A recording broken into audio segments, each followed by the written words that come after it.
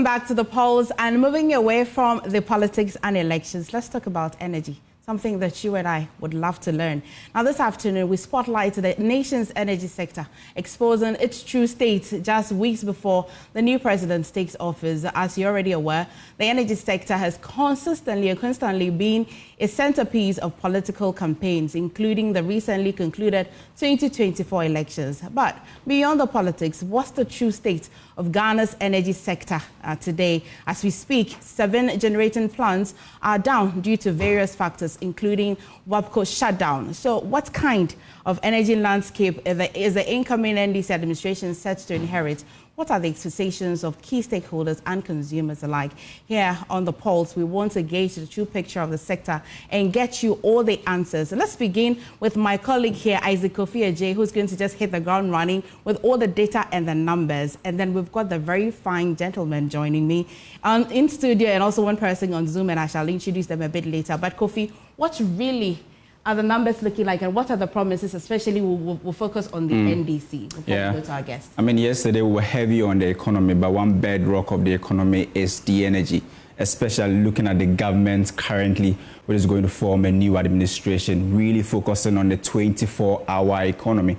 And we have said that you cannot run a 24-hour economy without energy.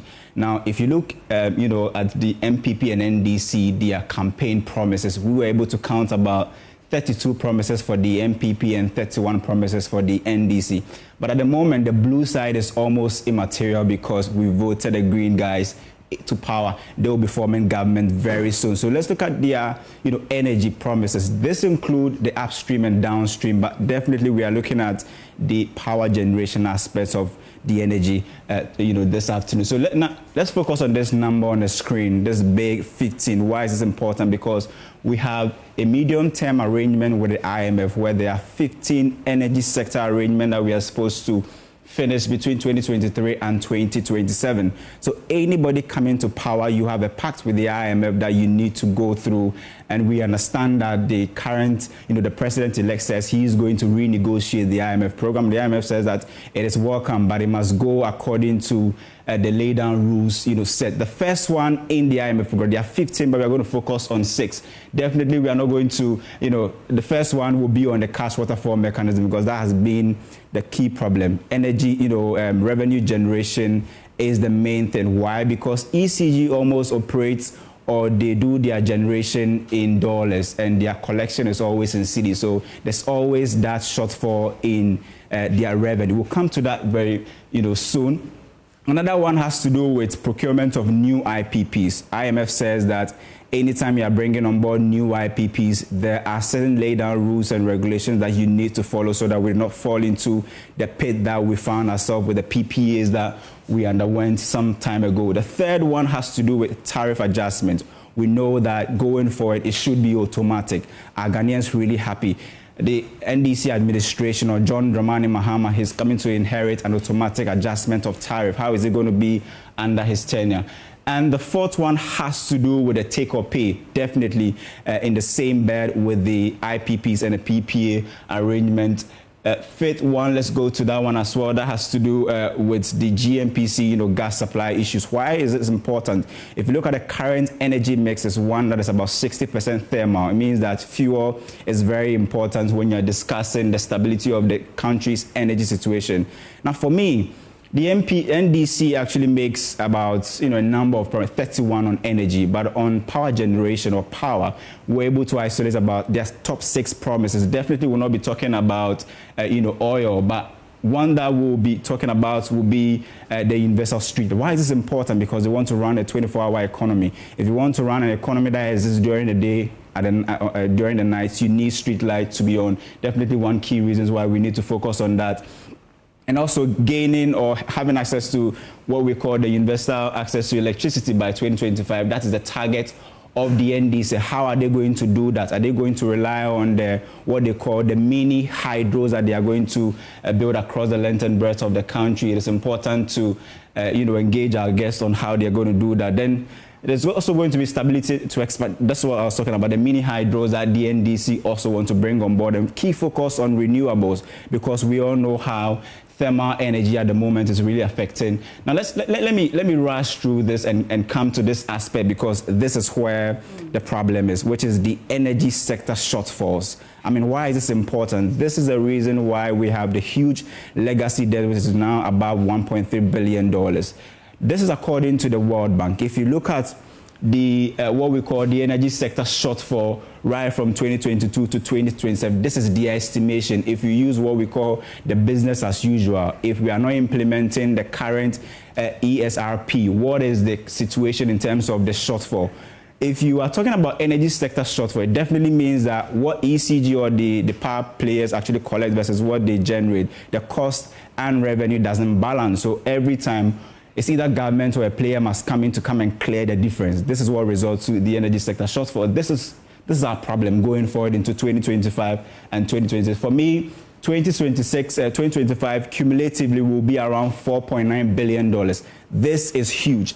2026, $6.6 billion. And if you look at it on cumulative terms, 2027 will be hovering around $8.2 billion. So John Dramani Mahama is coming to office, and he's going to be faced with this business as usual energy sector shortfall. How is he going to solve that? How is he going to make, the players very efficient for us not to have these shortfalls? But for me, this is also important. If you look at the installed capacity versus dependable capacity over the period from 2016, he left office, with both dependable and installed capacity all below, let's say around 4,000, megawatts. He's coming to office on the dependable and installed capacity. I mean, if you look at the installed capacity, that's what we have at the moment. I mean, if you combine the hydros, all the energy mix, I mean, the hydro, the thermals and everything, what is the power that's available to us if we want to generate?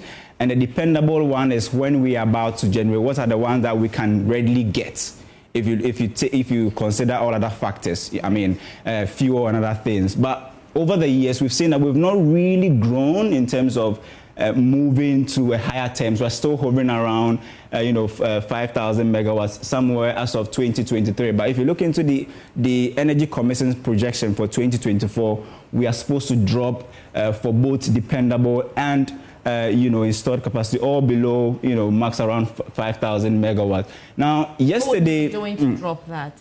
I mean, it's definitely because of the fuel issues, and because you have the energy sector that about 60% is thermal. So that tells you that going into, if you're looking at your dependable, at what time do you have the fuels available? At what time are you able to produce? Very important to consider that. But this is the great statistics that we got yesterday, and it painted a scary picture for consumers. Why? Because we know that at peak hours, we should be consuming about 3,788 megawatts. Yesterday, what we're learning was that the available power, I mean, this as a result of the 7 plants that were not producing yesterday or not generating yesterday, that gave us available power of 2,659 megawatts. That left us a different load, a load that has to be shared. It was more than 1,000 megawatts yesterday. So if you experienced light out yesterday, it was because, look, ECG and Gridco had to share over 1,000 megawatts yesterday. Definitely that tells you that yesterday we were producing 30% below the peak demand as a result of 7 plants going off stream yesterday. So this is the current situation. I mean, we'll be bringing you more details, but if you are wondering why you experienced doomsday yesterday, it's definitely because, I mean, WAPCO is doing some maintenance, and definitely there are other factors that caused us to shed about 1,129 megawatts of power. Kofi, you're amazing. Thank you so much. It'll be a good time to bring the men that speak energy fluently. Now, joining us in studio is Nana Mwesi VII, and he's Executive Director of at the Institute of Energy Security. Also in studio is Duncan Amwa, the Executive Director of COPEC. Also in studio is Justice Yauche, also from the African Center for Energy Policy, ACEP. And also I'd like to go on Zoom and introduce Mr. Gabriel Kumi. He is the Deputy President for the LPG Marketers Association, who would also join us at some point. And then all these gentlemen are no new faces here on Joy News Channel. Thank you, gentlemen, for allowing us to want to speak to you. I'm quite curious, especially it's day 2 of the Joint Transition Team, and they've been engaging and engaging. And one of the things that they have mentioned is, and many people have mentioned, is that if John Mahama is going to be implementing 24-hour economy, he has to look at the energy sector. I go to Nana Mwesi and then ask that. You have always mentioned the overall situation about energy. Currently and today, it's just a few weeks for the president-elect to be inaugurated and then he will start to work. What is the current situation, and honestly, and how would you analyze it? Well, good evening to your viewers. Most of the time I want to bring good news, but unfortunately, if you're going to ask me about energy and what we have and what the president-elect will inherit, I will tell you frankly that we have a fragile energy system, particularly with the power subsector, because it is prone to instability, outages, and all that. And this, this fragile nature stems from systemic and operational inefficiency. We have a very high technical and commercial losses. Even though we have high installed capacity utilization is very low because of the financial constraints on the key sector players. Also, the cash waterfall system that is supposed to ensure equitable and fair distribution of the revenue generated is not being adhered to. And we get scary picture from the PRC that in some month, the ECG, the major distributor, is able to collect even half of the expected revenue. It means that always and every month on month, we are generating debt in the sector. And that's a picture your good friend painted on the board. And so if you have a very, if you have a system that is constrained by financial challenges, then of course you are unable to retool your system. You are unable to upgrade your distribution system, your transmission system. You are unable to even maintain the power generators themselves. Today we have a very high technical and commercial losses. I mentioned that. The systems are weak, and we must invest in the technical, in the distribution and the transmission grid. Other than that, you may give to the ECG 1,000 megawatts, and they can account for just roughly about 700 megawatts. The 300 is lost. Who pays for that? It will come to a point when tariffs have to be increased because it must reflect the cost of generation, transmission, and distribution. So we don't incur additional, debt in the sector. And so we have a very fragile power system. Right. And we cannot assure ourselves that come next 6 months, we'll have stability in power supply.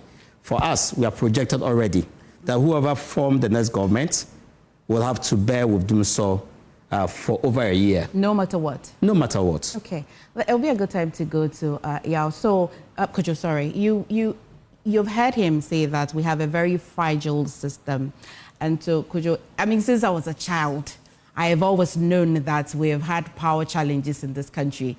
I don't know, from the time that we migrated from diesel powering our generation, at what point really did we see the cracks? And at what point do you think that we've not been able to mitigate it? Because then I have to start thinking of generator, as Nana has been mentioning, no matter what, whether it was the NDC or whether it was the NPP, we're likely to have experienced doom so in the coming 1 year.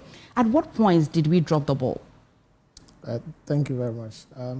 I think, like Nana mentioned, and you rightly stated, we've always had power challenges. There have been episodes in our history where it was even dire, right? We have the Doomsor crisis. You can give a timetable to it.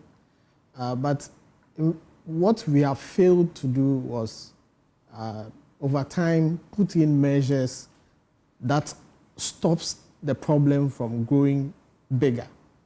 Like you have a saw, instead of you to fix the saw, you allow it to fester, and then it gangrenes until a point that they have to amputate some part of your body. That is where we are, and that is the situation that Nana rightly described. So we have a system where around 2014, we did an assessment of our power sector, and we said ECG, the distribution end, is the weakest link, and we needed about $500 million to inject into the system to retool the system. And that led to the conversation about where are we going to get that money. Obviously, government doesn't have the fiscal space to do that. So we mooted the idea of some form of private sector participation for the financial and operational turnaround of the company. And that was supposed to reduce, then we were having losses around 18%, to as low as somewhere around 12% over 5 years.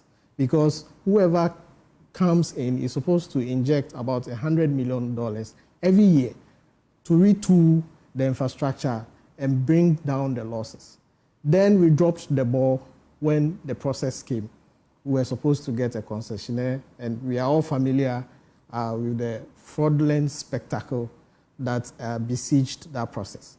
And from there, things have gone bad and worse, that now we are having losses hovering around 35%. Right? So it shows you that the problem is there, but if you don't do the things that you have to do to fix the problem, it can only get worse. And the worse it gets, the bad it is for the economy. As we speak now, every year, we are spending about $1.5 billion from the budget to be able to prop up the inefficiencies in the power sector, to pay for the under-recoveries.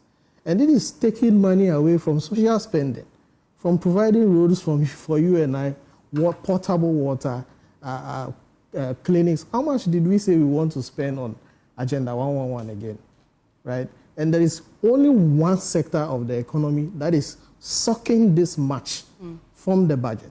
That is the situation that the president-elect is facing now. Right. And he has to now give us a clear indication that I want to fix the problem so that 4 years later, we will not come and sit here in another transition conversation and say, now losses have moved from 35% to maybe not higher, much higher. Right. Let me come to Duncan, especially with your expertise in petroleum. And we cannot talk about energy without highlighting petroleum. And I've never seen, again, petroleum, if it's even going to go down at any point, it never really goes down significantly. He mentioned retooling, and I like to think that petroleum will play a key role in that value chain if we want to retool. Would petrol ever go to the point where it will be so low that we're able to use it as part of the retooling? Will it ever? I want some comfort messages this afternoon. Well, I could give you some comfort messages, particularly on power.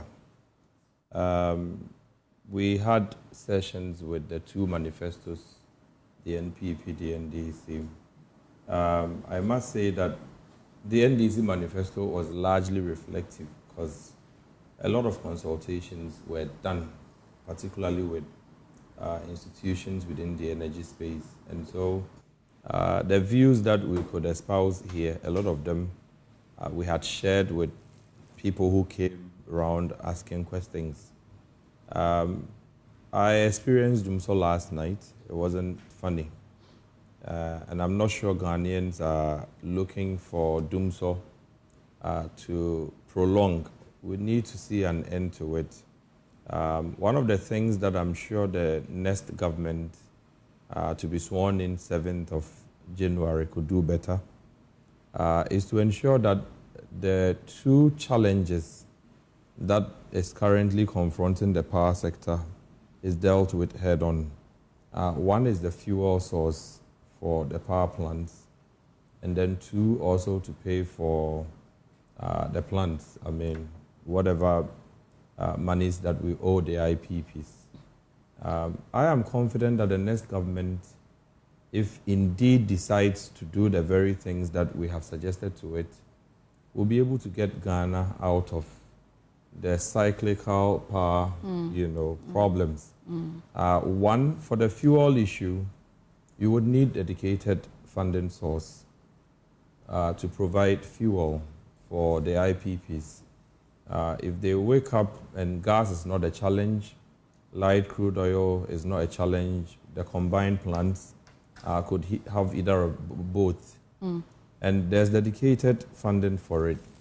You could always plan ahead if the West African Power Pool or the Nigerian, gas supplier would have to undergo some maintenance, and so we cannot even have gas coming from the Eastern Corridor. What you do is to plan to import once you have the money. And so one of the things that I'm sure the next government will do better, per discussions we had with them behind closed doors, is to have dedicated funding source for fuel. If you have IPPs that have their plans up and running, and you even owe them, at least the fuel money would also not be something they need to contract bank loans and be paying interest for. Not too long ago, in the petroleum downstream, we've had to input a line item that now pays for the security services, the police, the military, and then the ambulance services, those that are essential, that we need to provide fuel for them. Before then, the government was the one supposed to pay for all the fuel they consume. Now, through some suggestions and some ingenuity of players, we've been able to fix that problem. So now what the police consume wouldn't have to sit on the books of an OMC because government hasn't paid, and then you collapse the OMC. We are looking at a similar model for the power sector where you have dedicated funding. Ghanaians have been paying COVID levy for God knows how long. We don't have COVID. We don't have, things falling out from COVID that will still need to be catered for. But we are paying for COVID. Whatever the monies are being used for some of us, it makes no sense whatsoever, but we are still paying for it. If you came and said that you could divert the COVID money to give us, fuel for the power plants, such that anytime I go home, I'm going to have electricity, maybe I'll sleep a bit easier. Unfortunately, he's promised to scrap it, so we're unable to even... So he could scrap COVID levy, but have a little line item that gives you something to be able to buy the fuel for the IPPs, such that the IPPs are not burdened any further with the fuel thing. They now have to go and borrow from the banks and then generate the power, and then when they send you their invoices, it takes you months. Then the bank interest would be accumulating. Once you take care of the fuel for the IPPs, 50-60% of their problems, you are done with it. Solved, Then whatever ECG is able to mobilize by way of collections from you and I, we could ring fence, do the cash waterfall mechanism properly, and ensure that those we owe, there's a payment plan based on inflows coming in from ECG. That way you could be managing a sector sustainably. But this current situation where everything goes through a certain loop, ECG would decide to do all the corruption they want to do. Haptel, from you had a power app, you decided you don't want it. You want to go buy another app called Haptel and pay millions of cedis. Then you tell the IPs you don't have money. These things, I'm sure, will be a thing of the past. And so the next government would have a huge challenge. If it goes to sleep on the power situation, I can promise on this show that the next government will not last 3 months. If after 7th January, handing over is done, 8th January, Dumso comes, 10th Dumso comes, February Dumso comes, within 3 months, the overwhelming goodwill that Ghanaians seem to have given the NDC or the incoming government would have been eroded because they've seen Dumso in the past with them. But there's a way out. And so we are not proposing solutions that would necessarily have to take the eye out of space. Find a dedicated source. If it is 2 pesos on fuel, it's okay. If it is 1% for what I pay at the port, I know that I'm paying something to keep the lights on.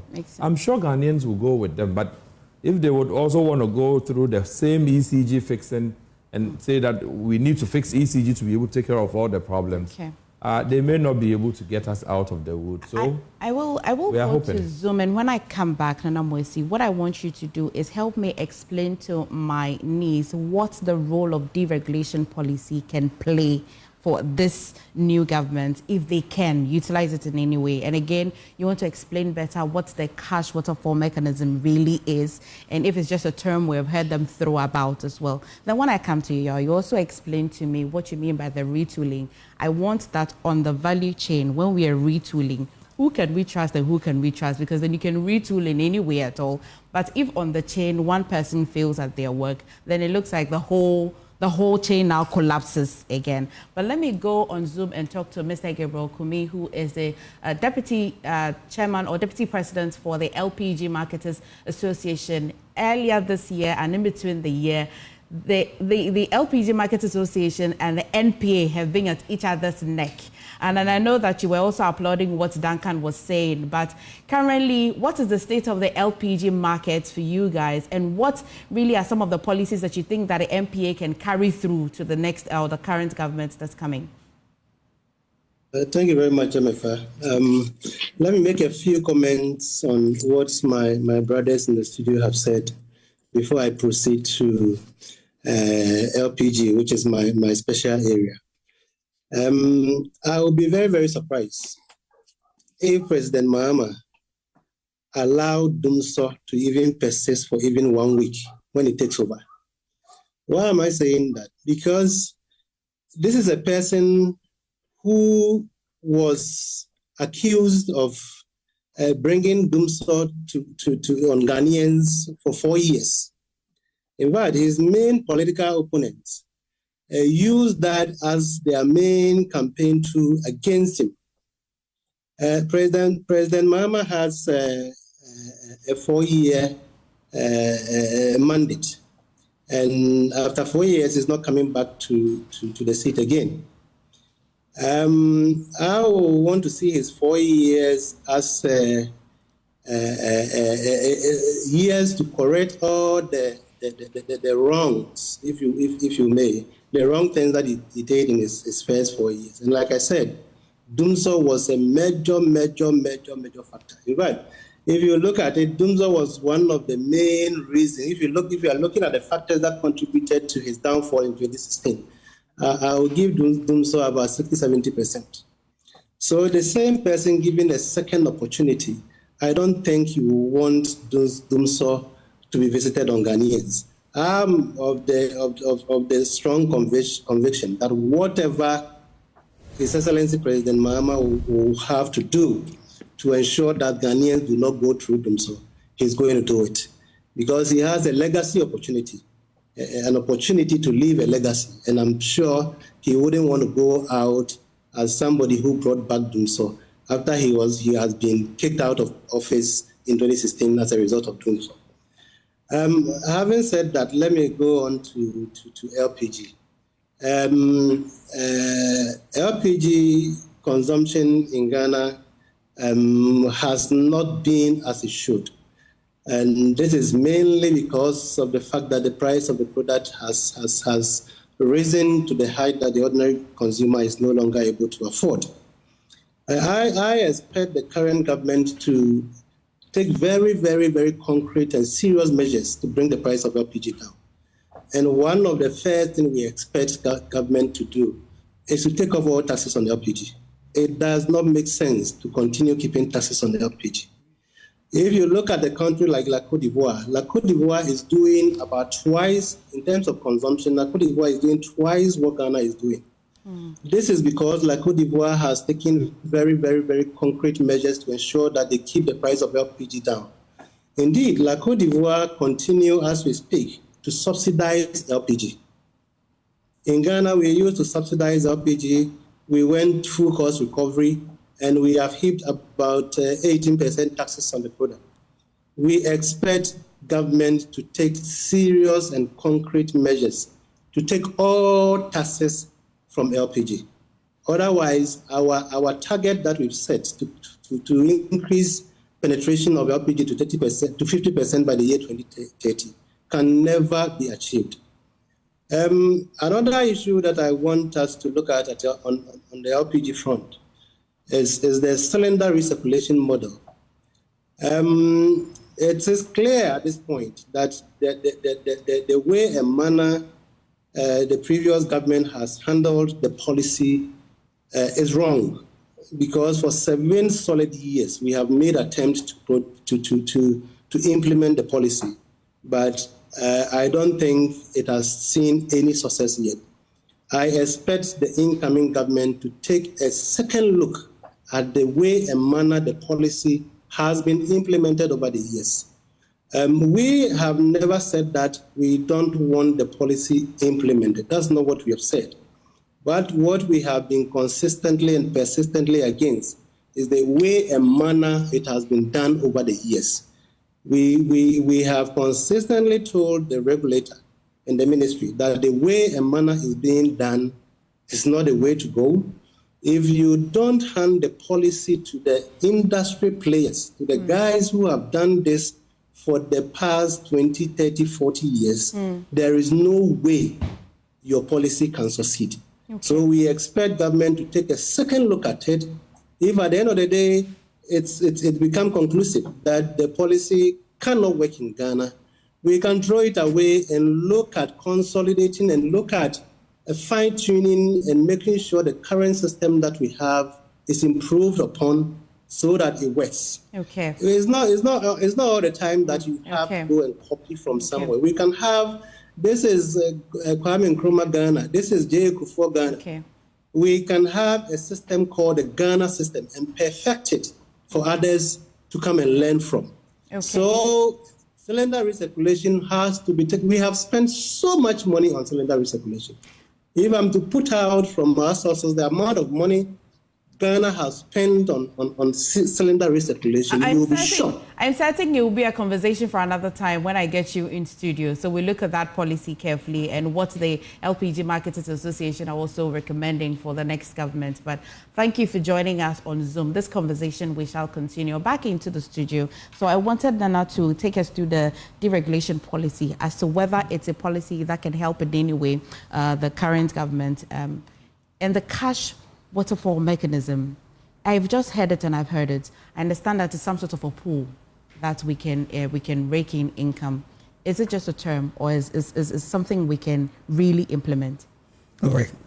Well, before I touch on that, I want to say that we need to have a stakeholder conversation on the cylinder recirculation model. Right. We must have a national dialogue on this model to ensure that we have a right balance in the supply of LPG in Ghana so as to grow consumption. And we must not put public fund to private players who are part of the cylinder recirculation model. We must have a conversation on that. Okay. Again, I want to also add my voice to the idea that we must have a separate fund to clear the legacy debts in the power sector. ESLA, which was introduced in 2016 January, or implemented from 2016 January, has been misapplied and been collateralized. And so today, we are not getting any dedicated source of fund to clear the legacy debts. Today, we can talk about almost $3 billion. We must have a dedicated fund for that source of fund. And we must even take away the COVID levy and replace it with that. So be it, because if we don't correct and address the financial constraints in the sector, doomsday will be there today and will be there tomorrow. That's what to say. But talk of deregulation in the power sector, I'm sure that's what we're talking about. Yes. It's largely deregulated. When it comes to deregulation of the power sector, you want to ensure that the various value chain are separated from each other. It used to be that we had a VRA managing, generating power and also transmitting power to the ECG. And so at a point we introduced GRIDCO to handle the transmission of the power. That's another form of deregulation, so that we can see or benefit from efficiency. Okay. At a point, we also had to introduce private sector players in the power sector generation. Right. That's also another form of deregulation, because if you privatize some aspect of it, you are also trying to bring in not just efficiency, but also injection of capital, and so you can relax public fund, divert it to other areas as well. But then I think we come to a point where we all know that the elephant in the room is the ECG, the distribution segment. I would trust you, gentlemen. All three of you are on the same page that the elephant in the room is ECG. Yeah. All three of you will agree to that. Yeah. Not ECG per se, but the mismanagement. That is in the power sector. Yes, In the mismanagement of See, ECG. we're talking about financial constraints. In the value chain, somebody supply fuel to the plant. Yes. True. Somebody generates the power. Yes. Another transmits. Okay? Then the last in the chain is the distributor. That brings us to our offices and our homes the power. And collects the cash at the tail end of the value chain. Critical. So that every player in the chain will be paid as per his contribution. Right. So if the ECG is unable to collect its cash, it means that all these players will suffer and all these legs will not function effectively. So the elephant in the room is the ECG. They are struggling with cash collection. We may have to privatize segments of their work. Which would be the cash collection. We could be the cash collection. We could be, which also hovers around the metering and all that. Look, come to me tomorrow. I will take you to 2 meters, prepaid meters that have been functioning all the way through without buying 1 cedi of credit, but it's been working for 10 months consistently. Prepaid meters. It exists in a lot of areas. I'll take you to 2 points. Okay. It may surprise you. And so if they are being ineffective, let's give it to somebody. And I'm sure that's why we sought to even bring in PDS. And we frustrated all this thing. Politicized. And so if we Did talk we about... frustrated, or it's just that the PDS was also just another entity that was not up to the task? Let me help you. So we find antidotes to our problems. We find solutions. Then we materialize the solution. Then we corrupt the solution. So it's not like PDS could not have solved ECG issues. It was a good thing. But then we decided, so where do we have opportunities? Then the rent seekers, political rent seekers, the moment they get involved, then you know that they are going in for the cure. So the solutions exist, the blue or the green books would exist. If you talk to the civil society actors, you would come across a lot of, solutions that we have proposed. But the moment they realize that the solution has some business possibility or prospect, some money to be made in there, We become human as usual. we become human and then No, steal it. permit me. I want to come back to you when you wrap on the cash waterfall mechanism. But Yache, please, the retool. I've heard it again and again and again. In this retooling, what Nana has said, what Duncan has said, would it find its way in the retooling as well? Yeah, it's both infrastructure and systems and operations. We're talking about the fuel issue, for example. The financial problem that we have in this space is one of debts that had accrued that we have to pay and debt that continues to accumulate, right? And Nana has, using his fingers, shown you how the value chain is supposed to work. Someone generates the power, another transmits, another sells.